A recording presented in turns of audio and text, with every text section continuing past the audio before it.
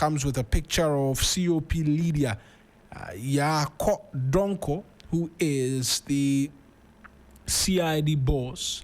It looks like the Abuchis were in trouble yesterday because the police, along with the Bank of Ghana yesterday, picked up a number of them for illegal forex trading. And I'll get you exclusive details of that pretty shortly as well. Veep unveils KGL Eve Medical Center at KNUST to transform mental health care. That's also on the front page of the Ghanaian Times newspaper this morning. Then there's experts meet in Accra to deliberate on building resilient healthcare systems in Africa.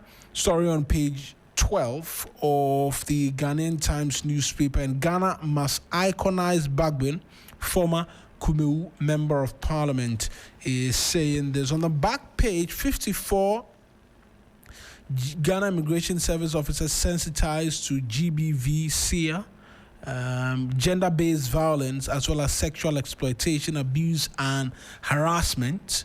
That on the back page. And Road Maintenance Trust Fund Board charged to help fix country's roads. Those are the stories on the back page as well of the Ghanaian Times. A new finder leads with bond market turnover rises 54% to 2.47 billion cedis. Also, GTA Gold Board launch festive promotion offering visitors a taste of Ghana. Government orders independent audit as road fund debt hits 8 billion cedis. And Ghana retains sixth spot among Africa's top investment destinations. The Daily Graphic is the next. Kpandai seat creates chaos in Parliament. The story is by Pakume Emmanuel Damali. And I'll get you details of that. Ghana loses $3 billion annually to corruption. Strach Commissioner. This one, I can bet you if you didn't even tell us, we know. Dr. Omane Boame's funeral, Saturday, Sunday.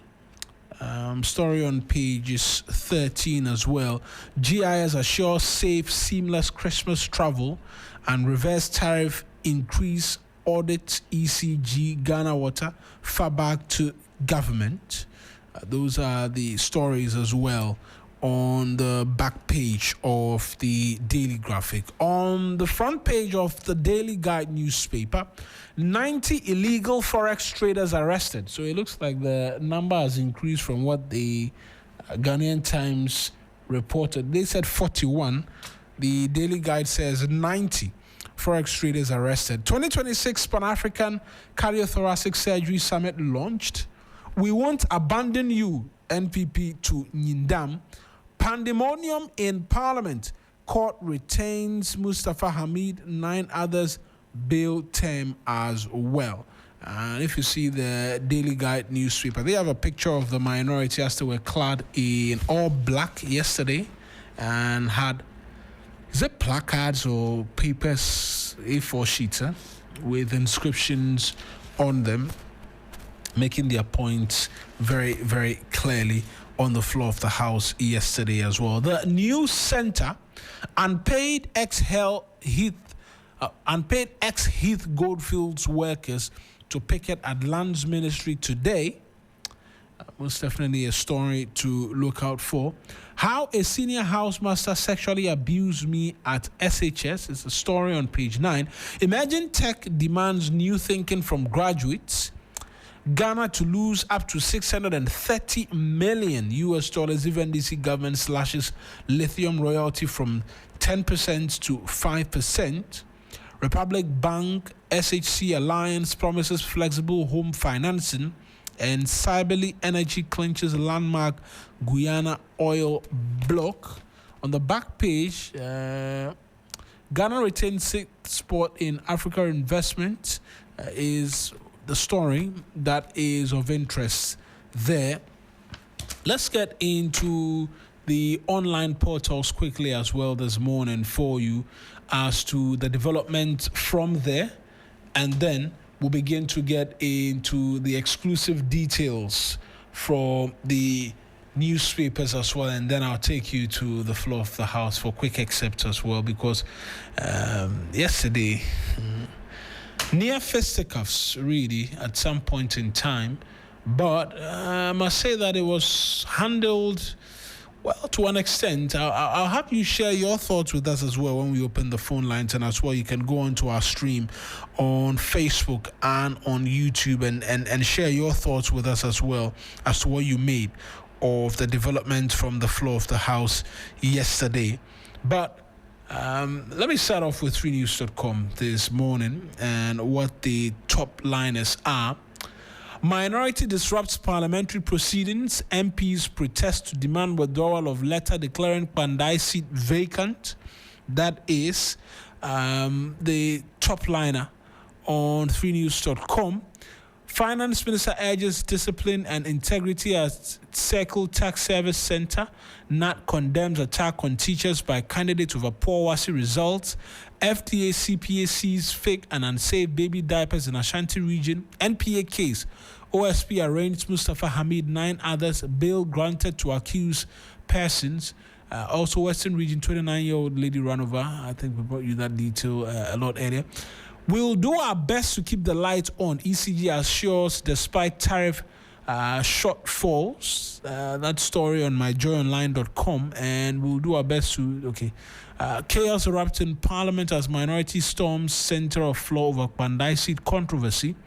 City Newsroom quickly. Mahama has no third-term agenda. It's an absurd fantasy. Kwachio Fosu saying this. ECOWAS should use diplomacy, not regional state of emergency. A policy analyst is saying this. Let's get into the details from the papers this morning, even as we fashion our way through all of the development. And the graphic and the daily guide seem to have the details from the floor of the House yesterday. I mentioned that I'll take you there for quick excerpts in a short while as well. I'll do that for you because I know a number of you will be itching to hear what really transpired on the floor of the House yesterday. But let me start off with what the daily graphic reports, and then I'll bring excerpts of the daily guide as well for you this morning. And the daily graphic story is by Pakume Emmanuel Damali. It reads, Parliament slammed into chaos yesterday as the minority side rejected the declaration of the Kpandai constituency seat vacant and instead demanded the withdrawal of the statement issued by the House to that effect. It was a reenactment from Parliament's recent playbook with the minority clad in black with matching nose masks, resulting to noisy chants, including during a 15-minute submission by the majority leader, Mahama Ayariga. They sang, banged tables, and refused to yield to the House's normal procedures in frantic defiance of Parliament's own enduring rules and procedures. The minority chief whip, Frank Anodompre, later declared that until the Kpandai controversy was resolved, government business would suffer. Speaking on the floor of Parliament, Mr. Anodompre averred that the declaration made by the Speaker of Parliament the previous day following a ruling by the High Court was premature, given that an application for stay of execution was pending before the courts. A member of Parliament for Nsawa Maduejri further insisted that the declaration of the seat vacant was inconsistent with binding procedural rules governing the effect of application for stay of execution. Mr. Speaker, it is not right. When an application for stay of execution is pending for determination, any proceeding for execution of the judgment shall be stayed for that period, he said. I'll read you the Daily Guide's version as well of developments from the floor of the House pretty quickly as well, and then we'll get into the developments from the floor shortly as well, and we'll hear from Anodompre. But this story, that's a Daily Guide story, is by Ernest Kofi Edu. Parliament was plunged into chaos, into hours of chaos yesterday as discipline broke down completely and Speaker Alban Sumana Kenseth Bagban lost control of proceedings, triggering one of the most tumultuous sit-ins in the Fourth Republic. What began as a protest by the minority over the declaration of the Kpandai parliamentary seat vacant quickly escalated into a full-blown confrontation with both sides breaching standing orders, defying the authority of the Speaker and converging around the ceremonial mace, the symbol of parliamentary power and legitimacy. The disorder erupted shortly after the minority chief whip, Frank Anodompre, delivered a strongly worded protest against the Speaker's decision to notify the Electoral Commission of a vacancy in the Kpandai seat. The declaration followed a High Court order for a rerun of the Kpandai parliamentary election, but the minority insists the Speaker acted prematurely because an application for a stay of execution is still pending. Here is what Frank Anodompre had to say on the floor of the House, and then I'll bring you excerpts subsequently as to what transpired. Get up! Get up! Get up! Get up! Get up! You can get up! You can get up!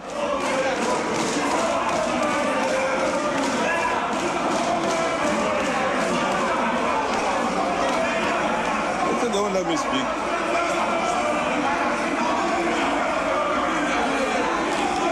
Yes, Minority Chief Whip. Speaker,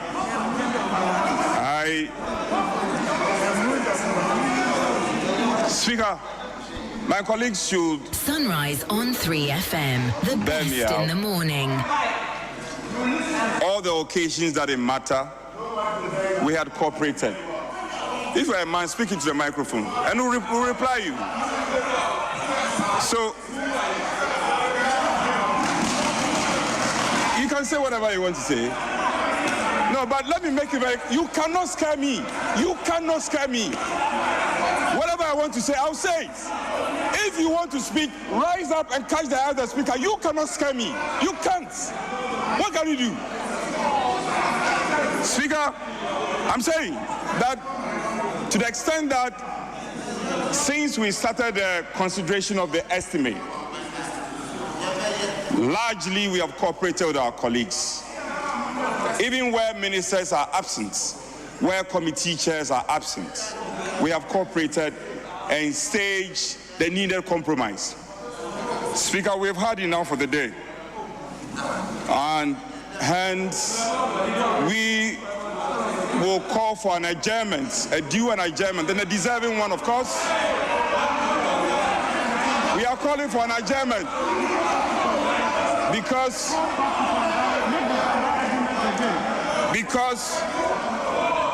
well, for the records, we want to make it very clear to you that you cannot scare anybody here. Now, until Kpandai is resolved, government business will suffer. Get away. Get it clear. Get it clear. Until Kpandai, I put it to you that until Kpandai is resolved, government business is going to suffer.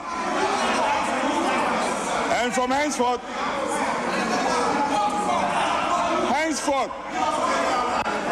you keep telling us you have 189, 185, and then 4 independent members. Go and marshal your numbers and come and do your business. Until Kpandai is resolved, we on this side will not cooperate. Say it again, we will not cooperate with you. Best in the morning.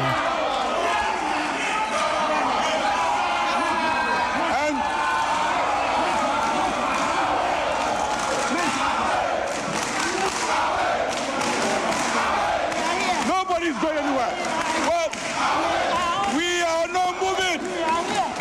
We are not going anywhere.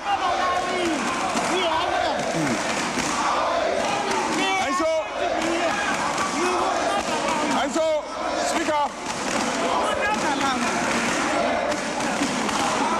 we have made that point, and we will continue to make this point. We are not obstructing government business. Now,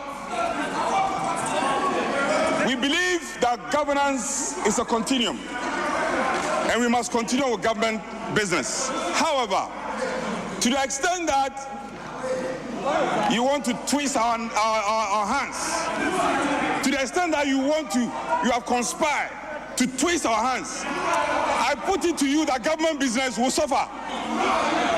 So, Mr. Speaker, we are not doing any business. We are not going to cooperate with you until Kpandai is resolved. And we are telling you this, Chief, we'll get it. Government business will suffer, and you are going to suffer. And if you think we are going to go home, nobody is stepping out of this chamber. Nobody is moving out. So, Speaker, we have had enough for the day.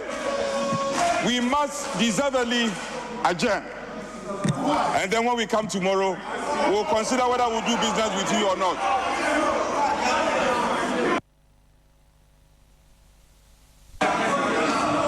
Honorable members, I put the question. Those in favor of adjournment, say aye. Those against adjournment, say no.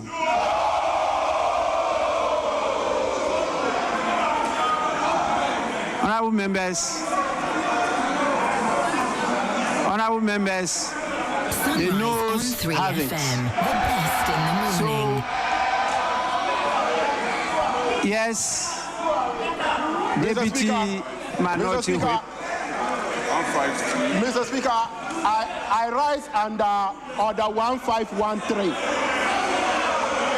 Mr. Speaker, I rise under 1513. Mr. Speaker, with your permission, I read Standing Order 1513. Mr. Speaker, Standing Order 151.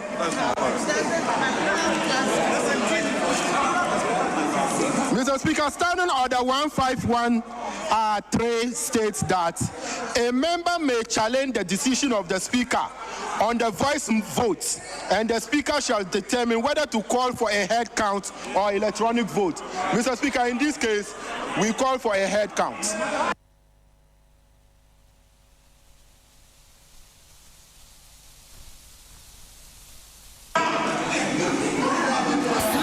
On 3FM, the best in the morning. So that was the minority when they made the point very clearly that they weren't going to allow for the business of the House to proceed. The Speaker subsequently called for a vote to determine whether or not the House should be adjourned. But before that, when they had made their points very forcefully and very strongly, the majority leader, Mahama Ayariga, had sought to make an intervention on the floor of the House, and he subsequently made that amidst all of the noise. But here's what transpired there as well.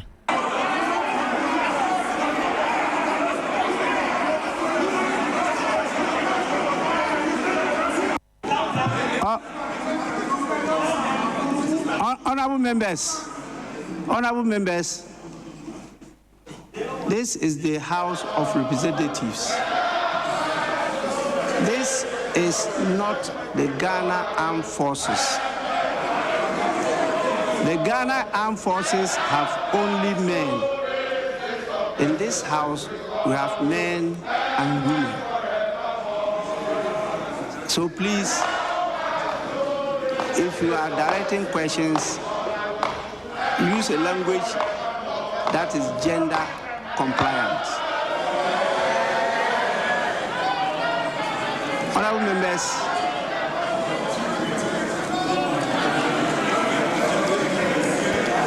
members, please, I keenly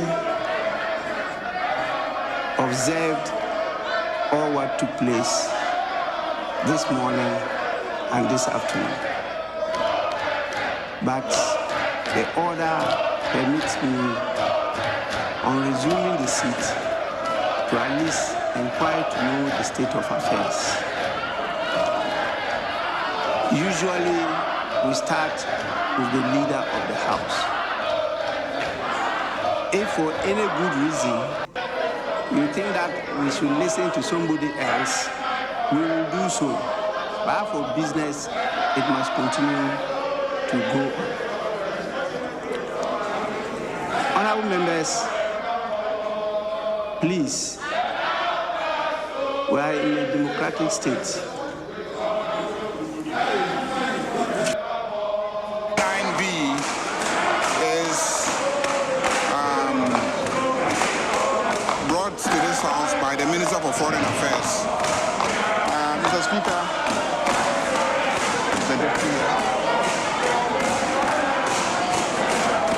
Mr. Speaker, the Deputy Minister for Foreign Affairs is in the chamber, so I want to crave your indulgence for the Deputy Minister for Foreign Affairs to lay item number 9B. Honorable members, item 9B by the Minister for Foreign Affairs. Agreement under United Nations Convention on the Law of the Sea, UNCLOS, on the conservation and sustainable use of marine biological diversity of areas beyond national jurisdiction. Please on the minister. Honorable members, the said agreement has been accordingly presented to the House and is referred to the Committee on Foreign Affairs for consideration and report to the House. Yes, Majority Leader. Yeah, Mr. Speaker, item number 9C is by the Minister for Energy and Green Transition. Mr. Speaker, the Minister for Energy and Green Transition is unavoidably absent, and so I crave your indulgence for his deputy, the Deputy Minister for Energy and Green Transition, who is in the chamber, to lay the work program of the Ghana National Petroleum Corporation on behalf. So that was how the business of Parliament was conducted, and there will be videos on 3news.com and other platforms where you see that as this business was being conducted, the minority then moved from their seats where they were disrupting the house, essentially, they were singing, making noise, but the speaker said, look, once the decision by the majority was that, and by majority, I don't mean the majority side because there was a voice vote and the speaker made a ruling, then the business of the house will proceed nonetheless.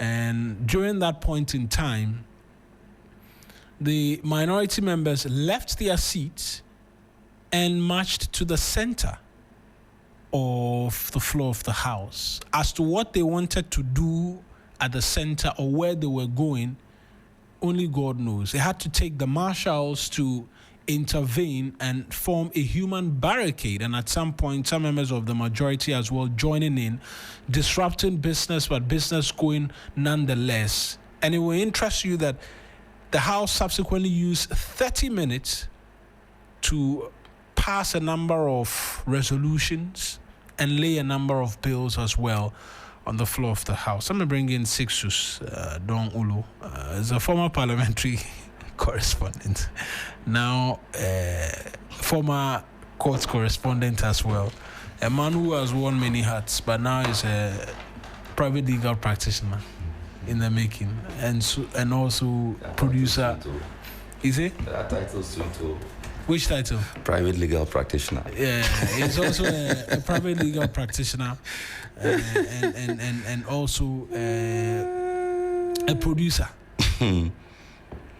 Charlie, but to put it bluntly, what happened in Parliament yesterday was shameful. It is condemnable. It is an affront to Parliament itself. A complete disregard and disrespect for the rules of engagement of Parliament, and amounts to taking the people of Ghana for granted. It is not something that we should applaud as a people. We need to let the parliamentarians know that they disrespected us as a people. Let me rephrase that. We need to let the minority side of parliament know that it disrespected Ghanaians yesterday. And what we saw on the dawn of the election of Speaker Bagbin in the first term was a near repeat of what we saw yesterday. But for restraint.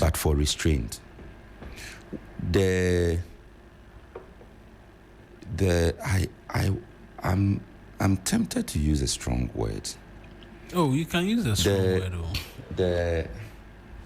You can use a strong word. The disruption we saw. No, let me relax more. The disruption we saw at the vetting, was it vetting, where they broke chairs and microphones? Yes. That hooliganism that we saw at that vetting was what we saw yesterday. Wanting to play out or playing out? Wanting to play out. In fact, it played out, save for the preservation of the furniture and the fixtures. So let's no one even attempt to clothe this as a democratic expression. No. We have seen members of parliament legitimately, lawfully, and legally exercise their democratic rights in the House, on the floor, within the precincts of the House, without this sort of degeneration that we saw yesterday. And I followed it. I followed the proceedings. Especially the evening one, where the speaker attempted to carry on with business, and the whip of the minority side said or insisted that it was not going to happen. And his specific words were, "We are not going to cooperate with you. Government business is not going to go on until the Kpandai issue is resolved." And I asked myself, are you taking on NDC and NDC MPs constituting the majority side of the House, or you are taking on Ghanaians? Are you exercising your displeasure and outrage against Ghanaians, or you are exercising same against the NDC? You must be able to distinguish between the two. For you to say that government business will not proceed, what is government business for? Is it for NDC or is it for the country? We must be able to tell when to draw the line. We must be able to do that. We must know when we are dealing with an issue that will benefit the ruling party or the governing party. I don't like using the word ruling because we are not in a monarchy or a theocracy. We're in a democracy. And the fact that you disagree with something does not mean that you hold the country hostage.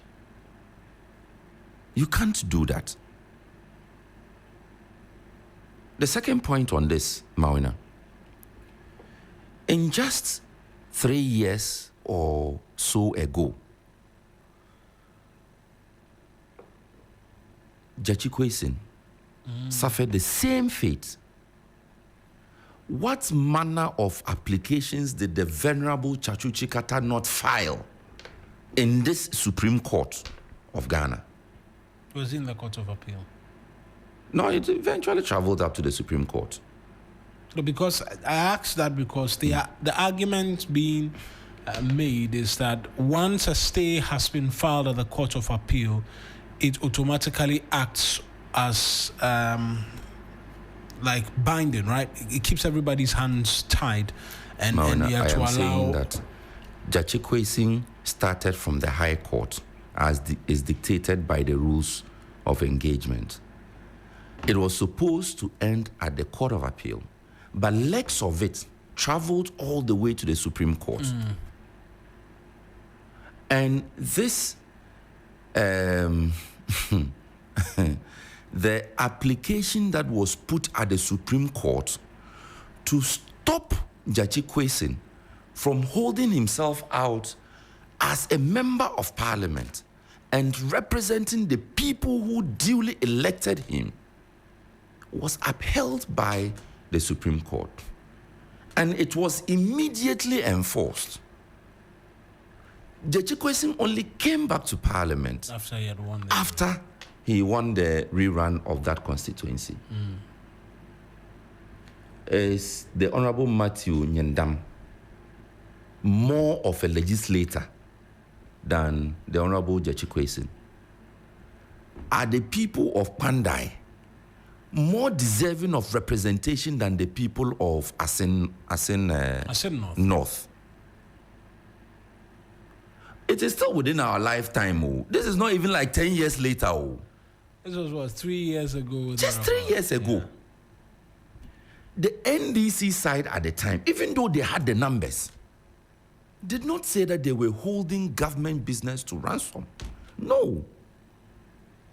The NDC, that was the time the numbers were evenly split. Yeah, it was 138, 137. And they could have made administration of this government a living hell for the president of the day. They could have. But they didn't. Because, like I said, we have to be able to draw a line that when it comes to the administration of the country, there has to be a difference. The politics has to go to bed when it comes to the politics have to go to bed. Let me give you a more disheartening example from your own area, the Sal incident. Sal went without representation for 4 good years, a whole term. Sal went without representation. Why? The people of Sal don't deserve representation in parliament. They don't. The people of Sal don't deserve to have their voices heard in parliament. I think it's one of the sins of Jemensa and Bosman that is now chasing them. I haven't read the...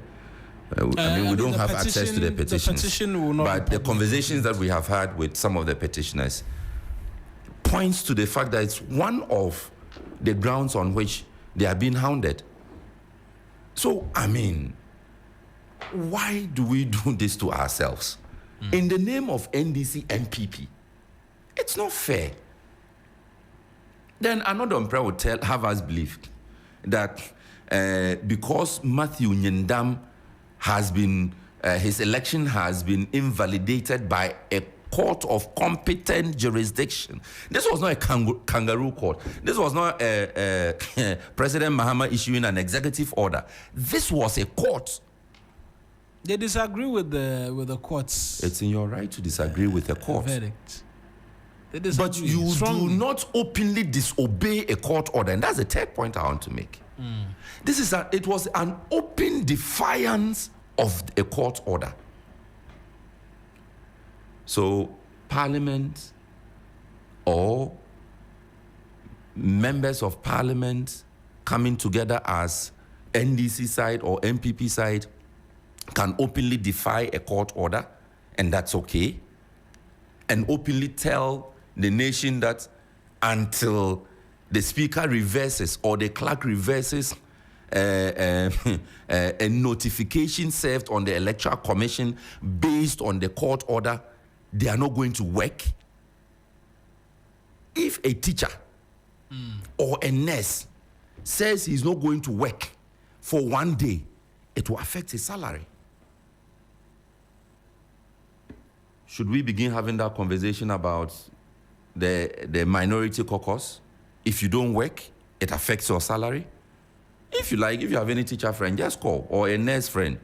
At the end of every month, is there a validation? I think there's a technical term they call it. You have to be validated, yes, and what have you before the processing will start. So it starts before the month ends. The month ends, if yes. You want to start by the time and if they don't mark your name, you are considered as having deserted your post. So it is all right for members of parliament to say they won't work, but a teacher cannot say so, a nurse cannot say so. It's okay.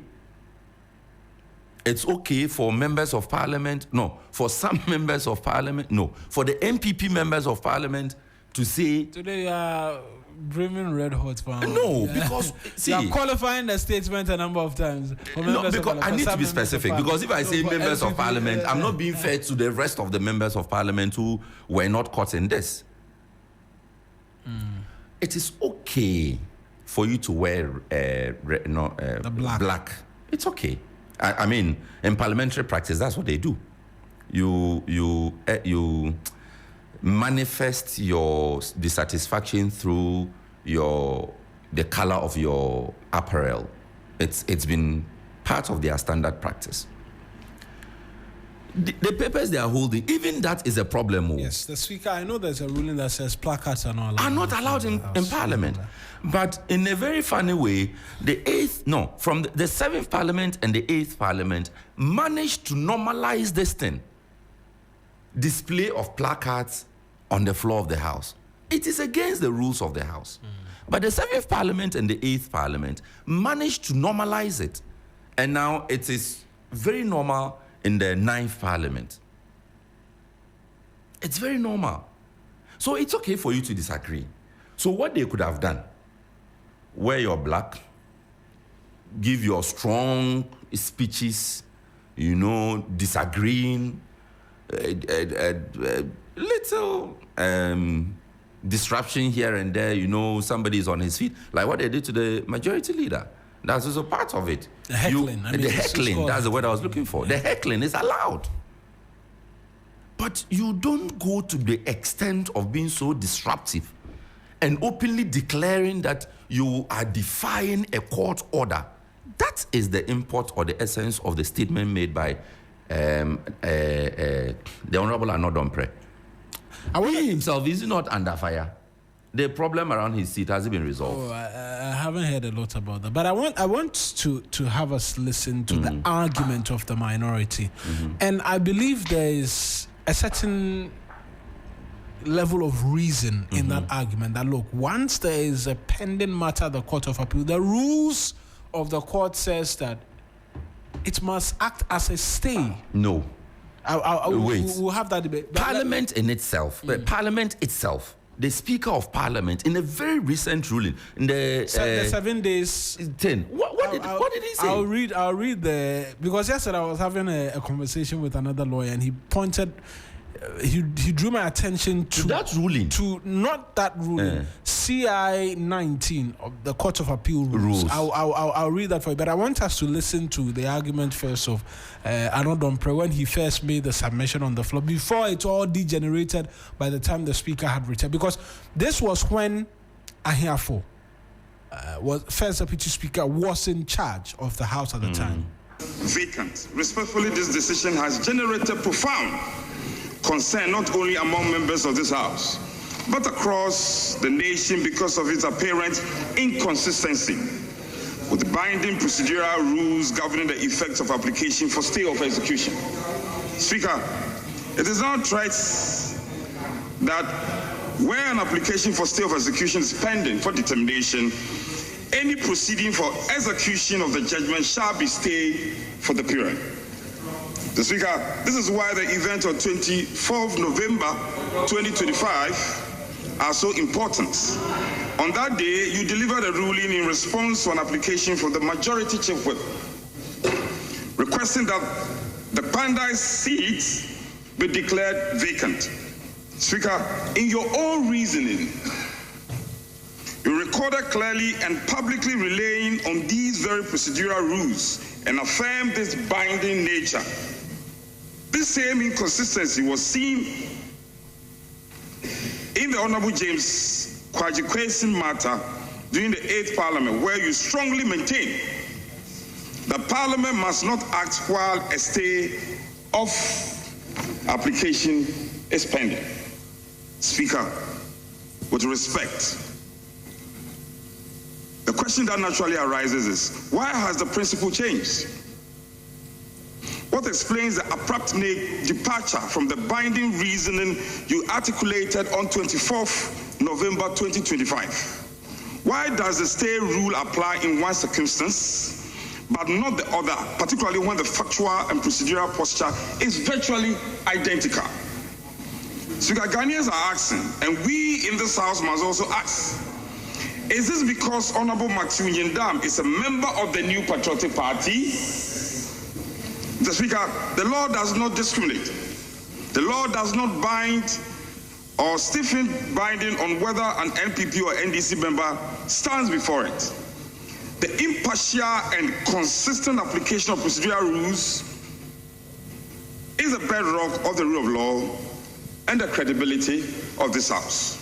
If Parliament begins to act as though legal rules are optional, binding on some days and dispensable on other days, then we risk sliding into a dangerous culture of political tit for tat, where each majority and minority merely waits for a turn to get even.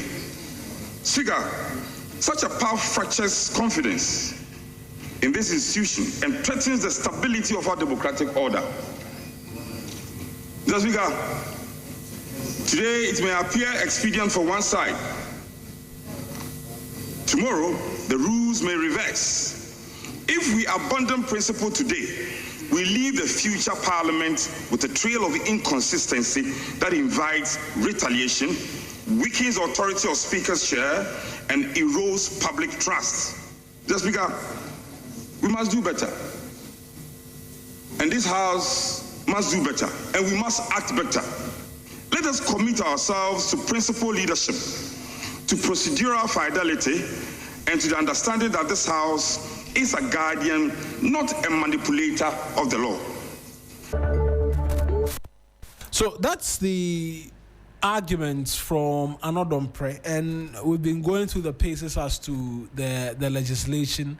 You had a bit more to share on this, but I was making the point, and when we were off, I was reading, to be exact, the Rule 27, which is the effect of appeal, which says that when an application is pending for determination, sub-rule 1, I don't want to go into sub-rule 1 on air, of this rule. No, it will help in understanding the subsequent provision. Right, so I will have to go to it. Rule 27 of CI 19, right, which is the rules which apply to the Court of Appeal. Effect of appeal is what it is titled as Rule 27.1.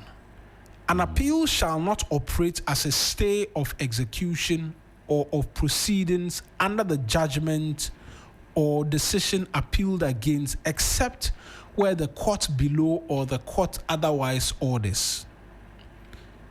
1A. In the case of the court below, upon application made orally or by motion or notice to it, and B, in the case of the court upon application made to it by motion or notice, and except as provided in this rule, no intermediate act or proceeding shall be invalidated. Then the 2 says that when an application is pending for determination under sub-rule 1 of this rule, any proceedings for execution of the judgment or decision to which the application relates shall be stayed. This, by a long stretch, I will not say a long stretch, this by a stretch presupposes that the hand of, or the execution of the judgment of the High Court should be stayed. And I will take you to Facebook as well, because Mr. Nyindam calls for a search to be conducted in the registry of. Let me pull that quickly.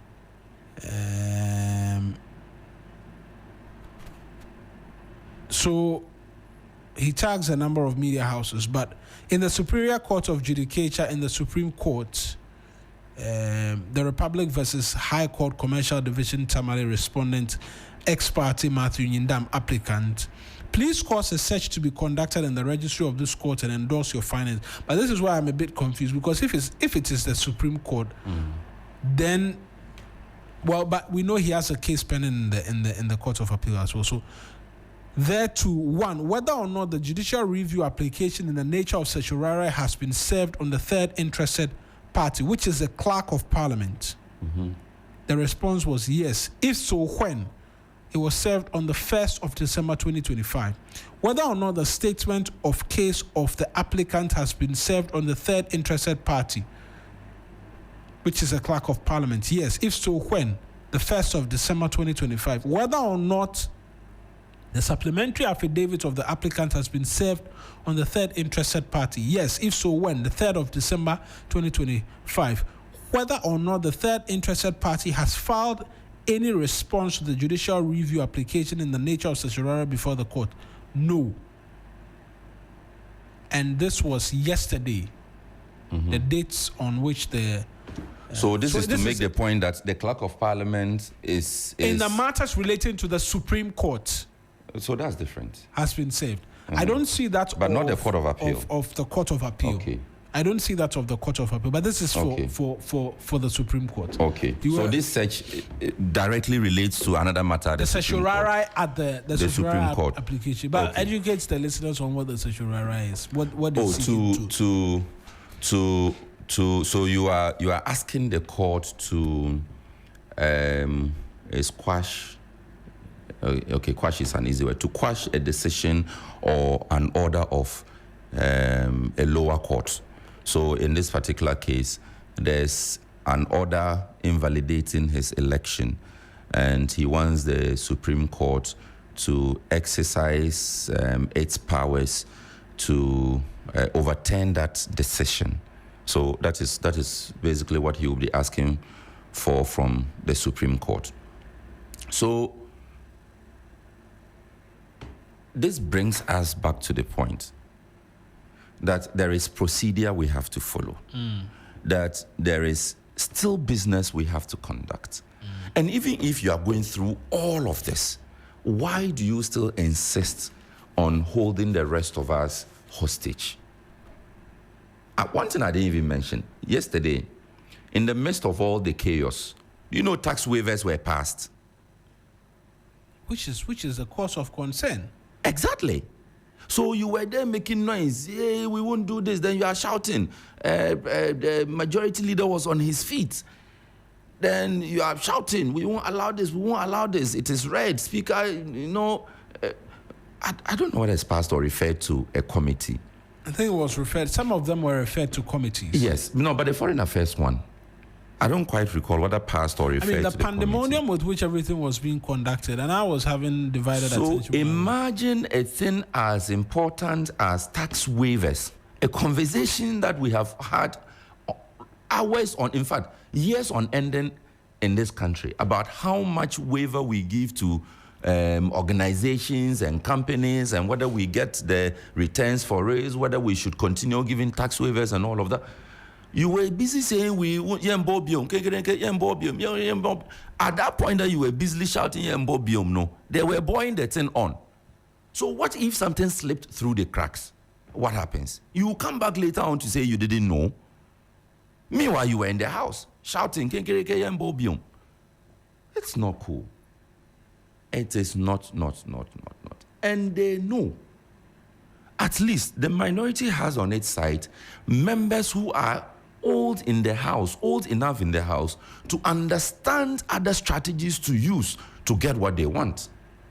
Honorable Dominic Nitiwul is one of them. He's an old member in the house. And there are quite a number of them. I just mentioned him because I saw his face flash on the screen. That's why I mentioned him. He's very old in the house. He's been a leader of the house before. So he understands how to get the other side to behave without this chaos. He knows that. I'm sure if I go through the faces, I'll find other names that I could mention. So, this was unacceptable. In any case, Parliament is a master of its own rules. And I stand with that ruling that the Speaker gave on the former CJ matter. That look, we cannot allow court cases to determine or stop or prevent Parliament from doing its job. In that case, anybody will go to court on a matter and will seek to tie the hands of Parliament. Tie the hands of Parliament. Will Parliament ever do any business? Let me read some messages on our stream. Ohima Maxis says, we're tuning live from Kaso on the Sunrise Show. Marina, please tell your DJ to be playing the listeners some Christmas songs. We don't enjoy the kind of music he has played before the newspaper review. Ohima, duly noted. We'll take that into consideration. You see, Ohima could not be bothered about all your KKK and Bobium. Christmas songs is what she wants. Paulina Mshali says, it's your seat. Just go and get it back to prove your points. That's all. You don't need to fight anything. Simple. She comes back again to say, so the people who voted for these kind of people, was this what they wanted them to come and do? Neron de Boanegis says, how low the standards of Parliament have been reduced to. He comes back to say the consequences of voting for people based solely on their wealth to Parliament rather than individuals of upright standing. The Speaker of Parliament shares equal responsibility for not taking action during similar issues in the past. Teacher Kuju Tepa Anyina Suso says, why is the NDC so aggressively pushing for a rerun of the Kpandai constituency parliamentary election? This is not a clean fight. The NDC parliamentary candidate alleged irregularities in 41 out of 152 polling stations. Why would the judge call for a complete rerun? He asked. The Ablikuma rerun was just for 2 pollings. No, it was for 19. Therefore, there's a clear precedent. The Supreme Court should step in to prevent this thievery from taking place. This is a clear case of usurping the rights of the constituency. He adds a few greetings. Danyong GH, unfortunately, I cannot read your message because there's a bit of insulting language used there, and so I cannot read that one. But those are the messages a number of you have shared with us here on the 3FM Sunrise on our stream. Let me just go on to YouTube quickly before we get into other matters, because the phone lines have begun buzzing already. I'll talk to you about the university quickly, and then